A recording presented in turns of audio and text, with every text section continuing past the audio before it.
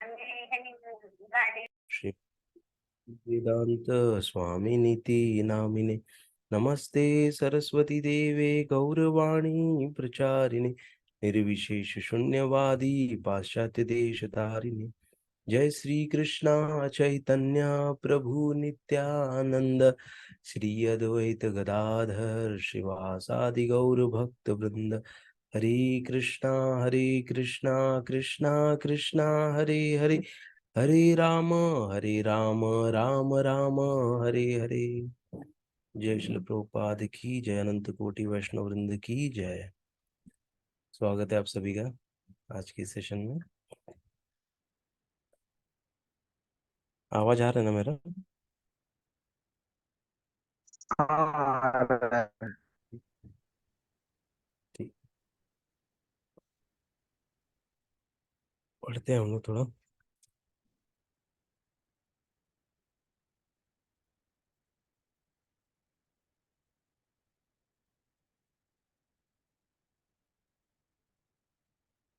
एक सेकेंड। भगवत गीता को पढ़ने का मतलब क्या हुआ कि भगवत गीता को हमको कृष्ण को भगवान के रूप में स्वीकार करके हमको पढ़ना चाहिए ना। अगर वैसा नहीं करेंगे तो हमको कुछ भी समझेगा नहीं, और हम लोग क्या कहलाएंगे? हम लोग कहलाएंगे कि ये मायावादी टाइप का हो जाएगा ना। जहाँ पे कृष्ण नहीं, बाकी पूरा ज्ञान एकदम अच्छे से मिलेगा, लेकिन जहाँ पे कृष्ण नहीं रहेंगे ना तो प्रेम नहीं रहेगा, तो खाली वो ज्ञान ज्ञान ही हो जाएगा। हम्म। जब प्रेम नहीं रहेगा तो वो चीजें बोलते हैं ना शुष्क रहेंगी, उसमें आनंद खाली थोड़ा आनंद रहेगा, ऐसे नहीं कि आनंद बिल्कुल नहीं रहेगा, क्योंकि कृष्ण से जुड़ी चीजें ही है, लेकिन वो पूर्ण आनंद नहीं रहेगा उसमें। हम्म।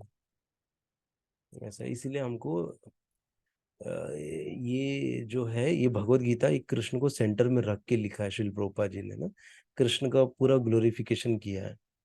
हम्म। जो कि मायावादी एक्चुअली क्या हो जाता है कि उनको ये चीज पसंद नहीं आता कि कोई श्रेष्ठ है ना। कोई कृष्ण को जब श्रेष्ठ बोलते हैं ना, कृष्ण बोलते हैं मैं किया, तो ये चीजों से ईर्ष्या हो जाती है। तो फिर वो क्या बोलते हैं कि सब सब भगवान है ना, मैं भी भगवान हूँ तुम भी भगवान हो। ऐसा सब बोलने लग जाते हैं, क्योंकि वो स्वीकार नहीं करते कि ये भगवान है ना। इसीलिए अद्वैतवाद ना, द्वैत ना, जीव और भगवान दो है, अलग अलग है ना। हम उसको मानते हैं, अपनी हमारी परंपरा उसको वो करती है, लेकिन अद्वैत मतलब खाली क्या है? खाली सब जीवात्मा ही है, या एक ही है, मतलब ड्यूअल नहीं है ना, ऐसा। हम्म।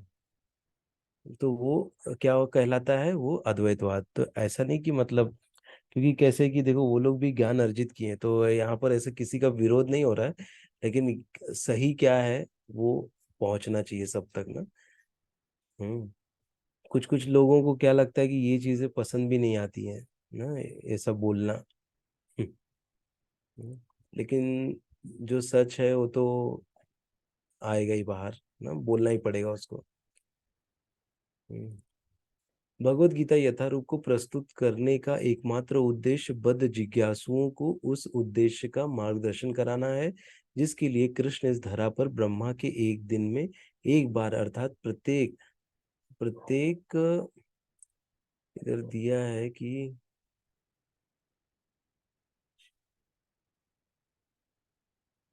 8 860 करोड़ वर्ष बाद अवतार लेते हैं। 860 करोड़ वर्ष बाद अवतार लेते हैं। भगवत गीता में इस उद्देश्य का उल्लेख हुआ है और हमें उसे उसी रूप में ग्रहण कर लेना चाहिए, अन्यथा भगवत गीता तथा उसके वक्ता भगवान कृष्ण को समझने का कोई अर्थ नहीं है। भगवान कृष्ण ने सबसे पहले लाखों वर्ष पूर्व सूर्यदेव से भगवत गीता का प्रवचन किया था। हमें इस तथ्य को स्वीकार करना होगा और कृष्ण के प्रमाण की गलत व्याख्या किए बिना भगवत गीता के ऐतिहासिक महत्व को समझना होगा। कृष्ण की इच्छा का संदर्भ दिए बिना भगवत गीता की व्याख्या करना महान अपराध है ना। कृष्ण का हमको संदर्भ देना ही पड़ेगा ना कृष्ण ने बोला है, या कृष्ण ने अर्जुन को बोला है, या अर्जुन ने कृष्ण से सुना है, तो ये कृष्ण ये सब आना पड़ेगा, नहीं तो क्या होगा, महान अपराध हो जाएगा। नहीं तो फिर गलत बोल देंगे ना, और गलत हमने कल सुना था ना कैसे होता है कि परमात्मा परमेश्वर ने किया ना, खुल के नहीं बोलेंगे कि कृष्ण ने कहा है ना, क्या वर्ड यूज करते हैं, परमात्मा परमेश्वर। उससे हमको समझ में भी नहीं आता कि कौन है परमात्मा कौन है परमेश्वर। हम्म कृष्ण की इच्छा का इस अपराध से बचने के लिए कृष्ण को भगवान रूप में समझना होगा, जिस तरह से कृष्ण के प्रथम शिष्य अर्जुन ने उन्हें समझा था।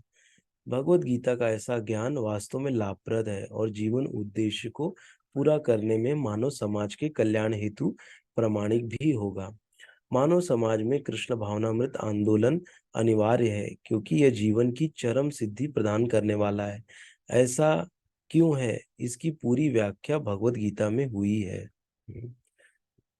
दुर्भाग्यवश संसारी झगड़ालू व्यक्तियों ने अपनी आसुरी लालसाओं को अग्रसर करने तथा लोगों को जीवन के सिद्धांतों को ठीक से न समझने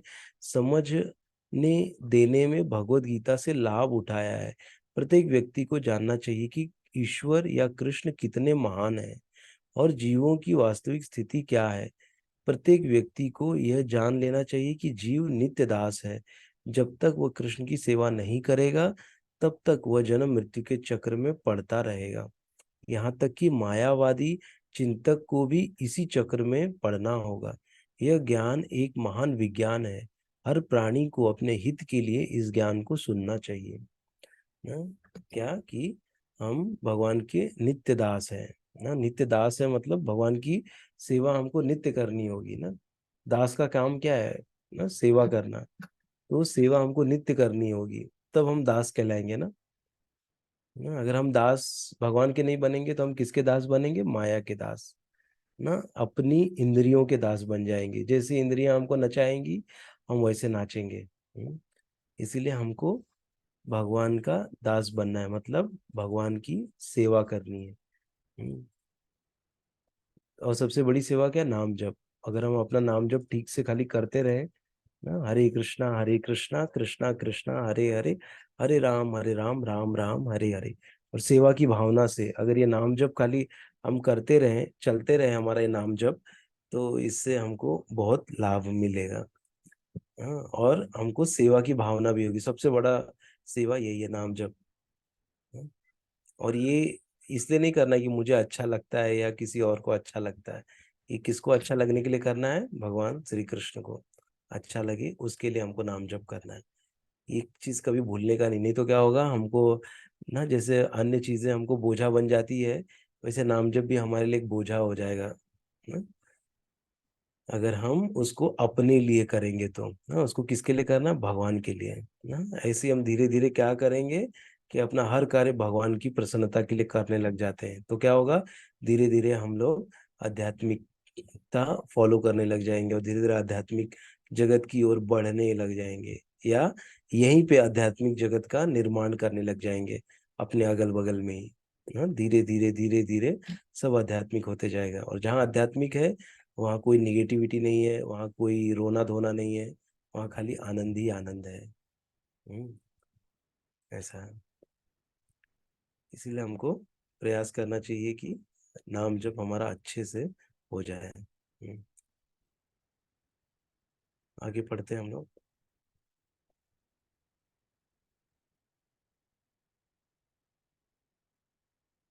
प्रत्येक व्यक्ति को यह जान लेना चाहिए कि जीव नित्य दास है, और जब तक वो कृष्ण की सेवा नहीं करेगा, तब तक वह जन्म मृत्यु के चक्र में पड़ता रहेगा।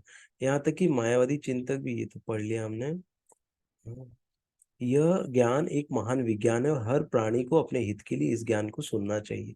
इस कलयुग में सामान्य जनता कृष्ण की बहिरंगा शक्ति द्वारा मोहित है, और उसे यह भ्रांति है कि भौतिक सुविधाओं की प्रगति से हर व्यक्ति सुखी बन सकेगा। उसे इसका ज्ञान नहीं है कि भौतिक या बहिरंगा प्रकृति अत्यंत प्रबल है, क्योंकि हर प्राणी प्रकृति के कठोर नियमों द्वारा बुरी तरह से जकड़ा हुआ है। ना बहिरंगा शक्ति मतलब भगवान की माया शक्ति ना के द्वारा मोहित है। उसे यह भ्रांति है कि भौतिक सुविधाओं की प्रगति से हर व्यक्ति सुखी बन सकेगा। उसे इसका ज्ञान नहीं है कि भौतिक या बहिरंगा प्रकृति अत्यंत प्रबल है, क्योंकि हर प्राणी प्रकृति के कठोर नियमों द्वारा बुरी तरह जकड़ा हुआ है। सौभाग्यवश जीव भगवान का अंश रूप है, अतएव उसका सहज कार्य है भगवान की सेवा करना। मोहवश मनुष्य विभिन्न प्रकारों से अपनी इंद्रिय तृप्ति करके सुखी बनना चाहता है, किंतु इससे वह कभी भी सुखी नहीं हो सकता। अपनी भौतिक इंद्रियों को तुष्ट करने के बजाय उसे भगवान की इंद्रियों को तुष्ट करने का प्रयास करना चाहिए।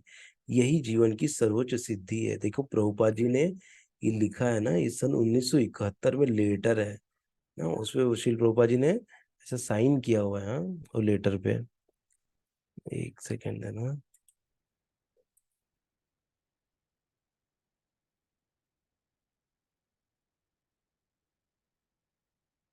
देखिए, अगर आपके भगवत गीता खोले होगे आप देख रहे होंगे, ये लेटर है, कितना बड़ा साइन है प्रभुपाद जी का। हम्म। लेटर में लिखा है, मतलब यहाँ पे जो प्रभुपाद जी ने लिखा है पूरा सार रूप में लिखा है, क्या क्या होना चाहिए, कैसे होना चाहिए ना। हम्म।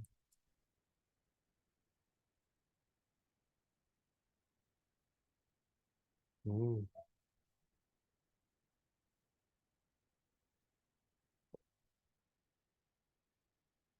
जो भी भगवत गीता का मनुष्य को भगवत गीता मनुष्य को भगवान यही चाहते हैं कि इसी की अपेक्षा रखते हैं, इसी की अपेक्षा रखते हैं। मनुष्य को भगवत गीता के इस केंद्र बिंदु को समझना होगा। हमारा कृष्ण भावनामृत आंदोलन पूरे विश्व को इसी केंद्र बिंदु की शिक्षा देता है।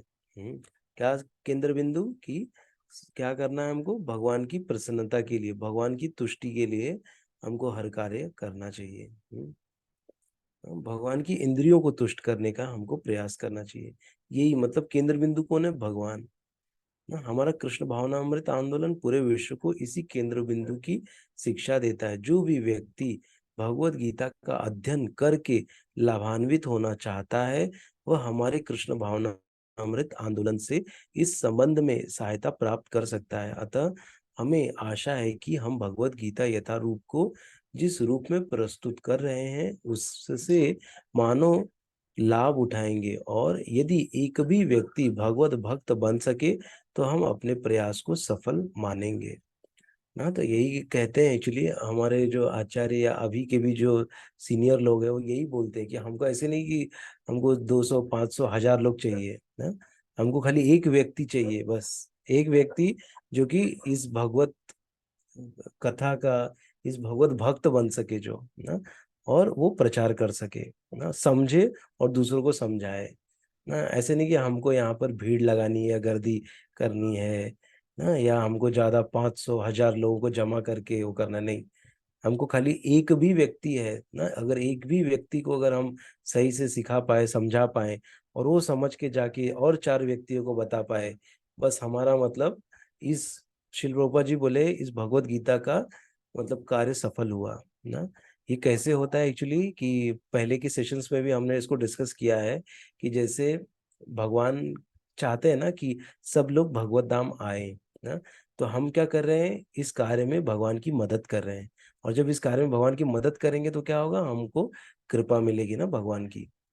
हाँ, जैसे अभी कहते हैं ना कि कोई भी पशु पक्षी बिना खाए सोता नहीं है, सबकी व्यवस्था की गई है ना। क्या वो लोग टेक्निकली बहुत साउंड है क्या, उनको टेक्निकली बहुत ज्यादा नॉलेज है क्या, उनको तभी खाना मिलेगा?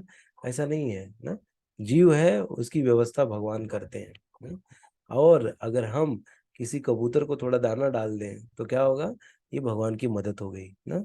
कि भगवान को लगेगा कि चलो मेरा थोड़ा काम कम हो गया, कि इसको खिलाने के लिए कोई तो मिल गया है ना, इसको वो करने के लिए, तो क्या कर रहे हैं, ऐसे हम भगवान की सहायता कर रहे हैं। ऐसे ही अगर जो जीव ना, जो भटक रहा है यहाँ वहाँ, उसको अगर हम लाके थोड़ा कृष्ण कॉन्शियसनेस में लगा दें ना, थोड़ा उसको हम लोग बताएं ना, और उनको आ जाए मतलब जुड़ जाए, और वो क्या होगा, खुद का जीवन तो वो धन्य करेंगे ही, अपने आगे की पीढ़ी का भी जीवन सबका धन्य हो जाएगा ना। इससे क्या होगा, भगवान को प्रसन्नता होगी, क्या कि इस व्यक्ति ने इनको जोड़ा है ना, लाके अब मुझसे जोड़ दिया है, जिससे कि अब इसका आना, भगवत धाम आना तय हो गया है। हाँ, क्योंकि जैसे कि हमने देखा था कि भगवान एक विशेष, एक सबके पास एक विशेष चीज है, विशेष रस है। जब वो रस हम लोग ऊपर जाएंगे भगवत धाम में, तब भगवान हमसे वो रस का आस्वादन करेंगे ना, हमसे वो रस लेंगे भगवान। ऐसा है, रस का मतलब क्या है कि एक कोई स्पेशल चीज है जो हमारे पास है, ऐसी वो यूनिक चीज सबके पास है। तो भगवान को रस तभी मिलेगा जब हम वहां पहुंचेंगे। और वो रस, मेरा रस मेरे पास ही है। सबका इंडिविजुअल एक एक रस या एक एक मेन चीज है, जो कि भगवान लेना चाहते हैं, उसको मिलना चाहते हैं उस सोल से। ऐसा है। हम्म उस आत्मा से, उस जीवात्मा से। तो इसीलिए हमको जो भी कार्य करना है, देखिए प्रभुपाद जी ने छोटे से प्रीफेस में या आमुख में बता दिया है मेन चीज कि कैसे हमको क्या क्या करना है ना। पहला चीज तो हमको क्या बताया कि इसमें भगवत गीता यथारूप के बारे में बताया कि कैसे उन्होंने इसको लिखा, कैसे इसका ट्रांसलेशन हुआ ना। और इसका श्रेय उन्होंने दिया अपने गुरु को ना। उनकी ही आज्ञा से, उनके ही उससे मैंने ये लिखा है। हम्म।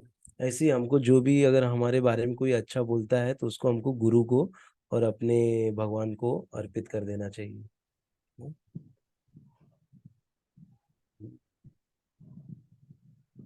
इसका फिर ऐतिहासिक इसका महत्व बताया ना।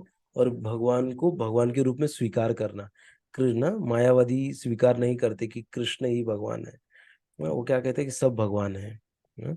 ऐसा, तो ये चीज यहाँ पर बताया है कि नहीं तो फिर इसको पढ़ने कोई मतलब ही नहीं है ना। इसीलिए प्रभुपाद जी ने क्या लिखा है, हमेशा Krishna Krishna, Shri Krishna supreme personality of God है ना। परमात्मा किसको बोले हैं, कृष्ण को बोले हैं वो। इसलिए हर जगह श्री कृष्ण लिखे, ऐसे नहीं लिखे परमात्मा ना, ऐसे नहीं लिखे। Supreme personality of God head Shri Krishna, ऐसे बोलते हैं। और मेन चीज सबसे क्या है इम्पोर्टेंट, कि सेंटर में कृष्ण को रखना। हाँ, जब सेंटर में कृष्ण रहेंगे तो हमारा आपसी मतभेद नहीं होगा। हाँ, एक दूसरे के साथ कोई ये नहीं होगा, ईर्ष्या नहीं होगी, ये सब भावना नहीं होगी। हम्म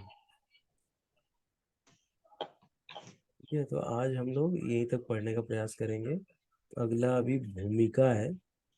भूमिका में ओम अज्ञानतिमिरन्धस्य ये श्लोक है, तो हम लोग कल ये श्लोक पढ़ेंगे। और फिर आगे भूमिका थोड़ा चलेगी थोड़े दिन तक, 2-3 दिन तक। हम्म तो हम लोग पढ़ने का प्रयास करेंगे। ठीक है, किसी को कुछ ऐड करना है, किसी का कोई क्वेश्चन है तो पूछ सकते हैं। कुछ भी जो अभी तक हमने यहाँ पे डिस्कस किया नहीं समझा, कृपया पूछें।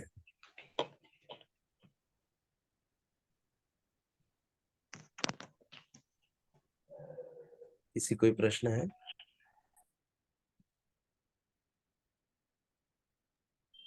हरे कृष्णा प्रभु जी।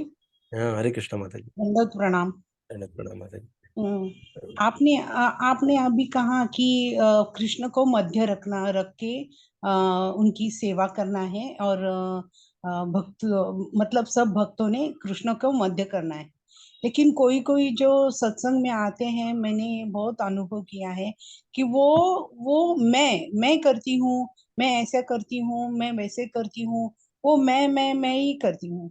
तो उसको उन उन भक्त को हैंडल कैसे करें?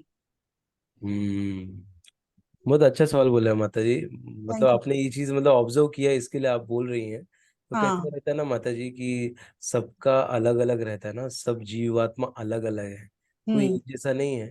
और सबकी जो प्रगति है वो भी अलग अलग होती है ना। हम्म।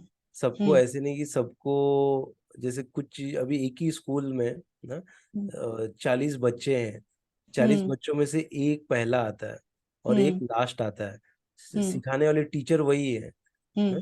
क्यों एक छात्र जो है वो ज्यादा पढ़ के एकदम स्कॉलर बन जाता है, और एक हम्म। छात्र है कि वो एकदम कम मार्क लाता है या वो लाता है ना। तो हम्म। ये अभी आप ऐसा नहीं बोलेंगे ना, अरे सबको तो एक ही दिया, सबको एक जैसा ही बिहेव करना चाहिए ना। हम्म। तो ये एक्चुअली पॉसिबल नहीं है। जैसा हमारी 5 उंगलियां बराबर नहीं है ना, हम्म, वैसे ही हम्म, हमारे घर में भी अगर हम देखेंगे तो हम्म, कुछ ना कुछ सबके अंदर कमी ज्यादा होती रहती है हम्म, ना। तो हमको एक्चुअली क्या देखना है, हमको किसी की कमियां नहीं देखनी है ना, हम्म, हमको हम्म, अपने अंदर क्या कमी है ये देखना है हमको। हम्म, हम्म, हमको ये कमी देखना है कि मेरे अंदर जो कमी है उस कमी से कृष्ण तो परेशान नहीं हो रहे हैं ना। नहीं तो क्या होता है कि हम लोग ज्यादातर अपना समय दूसरों की गलतियां ढूंढने में लगा देते हैं, उससे हम्म, हम खुद में क्या अच्छा करें वो सोच ही नहीं पाते हैं ना। हम्म, तो हमको करना क्या है कि खुद पे फोकस रखना है। और दूसरे जो मतलब रहते हैं माता जी, क्या है जैसे मैंने बताया कि सबका अलग अलग कल्टीवेशन, अलग हम्म, अलग वो रहते हैं, महत्वाकांक्षाएं रहती हैं अलग हम्म, अलग ना। तो हम लोग को हम्म, उनके ऊपर ज्यादा ध्यान नहीं देना चाहिए, हमको अपने ऊपर वर्क करना है ना, ओ, अपने को हमको बेहतर बनाना है। आज हाँ, जो मैं हूँ, कल का जो मेरा वर्जन रहेगा वो आज से बेस्ट होना चाहिए।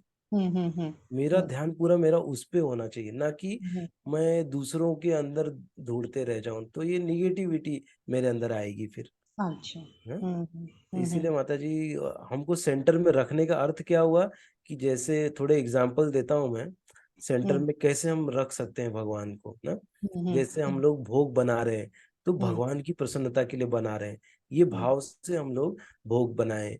और हम्म, दूसरा जैसे कि मैं अभी घर, मैं ऑफिस जा रहा हूँ, ड्यूटी जा रहा हूँ, वहां से मैं धन कमा के ला रहा हूँ, तो मैं ये ना सोचूं कि ये धन मैं ला रहा हूँ कमा के ना, हम्म, मैं ये सोचूं कि ये घर तो भगवान चला रहे हैं, भगवान हम्म, की कृपा से चल रहा है, मेरा क्या है हम्म, ना। तो इससे क्या होगा, मेरा बर्डन कम हो जाएगी, क्योंकि घर तो भगवान चला रहे हैं, तो हम्म, चलाओ आप, कभी कम भी हो गया तो आप ही संभालो, मेरे से हम्म, नहीं संभलेगा हम्म, ना। हम्म, ऐसा बोल के मतलब ये प्रैक्टिस हमको करनी माते। जैसे हम देखते हैं ब्रजवासी ना, हम्म, जो ब्रजवासी रहते हैं वो हमेशा उनके घर में कुछ नहीं रहेगा खाने के लिए, जो भी हम्म, कुछ रहेगा, जो वहां से उनके घर के बगल से गुजर रहे कोई भक्त, बुलाएंगे, आओ आओ आओ हमारे घर पे आ जाओ। और घर हम्म, में एकदम टूटा फूटा झोपड़ा रहेगा, घर के अंदर घुसेंगे हम उनके, वहां पे वो लोग ऐसा बड़ा सा रोटी वीटी सब बना के अच्छा हमको खिला देंगे। और हम्म, मुझे देख के भी लग रहा है कि इसके घर में कुछ भी नहीं है, हम्म, खाली है इसका घर, ये घर कैसे चलेगा। तभी हम्म, भी वो लोग क्या करते हैं, वो लोग का दिल इतना बड़ा है कि वो लोग खिला के सबको घर पे भेज रहे हैं। वो लोग कल की चिंता नहीं करेंगे कल मुझे खाने मिलेगा या नहीं मिलेगा। क्यों? क्योंकि वे पूर्णतया भगवान पर आश्रित है। हम्म, जब हम लोग का वो लेवल आएगा, मतलब हम्म, लाना ही है वो कैसे भी करके हमको, कि हम्म, पूर्णतया भगवान पर आश्रित रहना ना, हम्म, नाम पर पूर्णतया आश्रित रहना। आश्रय कब आता है? जब हम लोग बोलते हैं ना बुरी परिस्थिति में रहते हैं, तब हम आश्रय ढूंढते हैं ना। हम्म, जैसे हम्म, व्यक्ति समंदर में या नदी में डूब रहा है, तो वो क्या करता है, छटपटाता है कि उसको हम्म, कहीं से तो कोई हाथ दे दे या कोई रस्सी मिल जाए या कोई कुछ फेंक दे उसको पकड़ ले ना। उसी को हम्म, आश्रय कहते हैं ना, उसने उसका आश्रय ले लिया। तो हम्म, हम भी इस जगत में डूब रहे हैं, तो हमको भी भगवान की नाम का आश्रय मिला है ना, तो उसको एकदम जोर से हमको पकड़ के रखना है। ओके, ऐसा है। थैंक यू प्रभु जी। हरे कृष्णा माता जी। हम्म, ठीक है, तो हम लोग किसी का अगर और कुछ कमेंट या प्रश्न नहीं है तो हम लोग एंड करेंगे। बहुत बहुत धन्यवाद सभी का ज्वाइन करने के लिए। और सब लोग please kids lifestyle hub app download करिए ना, जिससे कि आप लोग को वेट ना करना पड़े। तो आपको क्या रिकॉर्डिंग से ये सब भी देख सकते हैं आप लोग ना। तो कृपया करके वो डाउनलोड करिए वो ऐप, और उसमें ये दिख जाएगा जैसे रजिस्टर करोगे आप ना। किसी को कोई अगर तकलीफ हो रही है, नहीं समझ में आ रहा तो मुझे कॉल करिए, मैं हेल्प करूंगा आप लोग को। हाँ, ठीक है, थैंक यू। ओके प्रभु जी, thank you for session, thank you gift. Thank you. Hare Krishna सभी को। धन्यवाद। हरी बोल।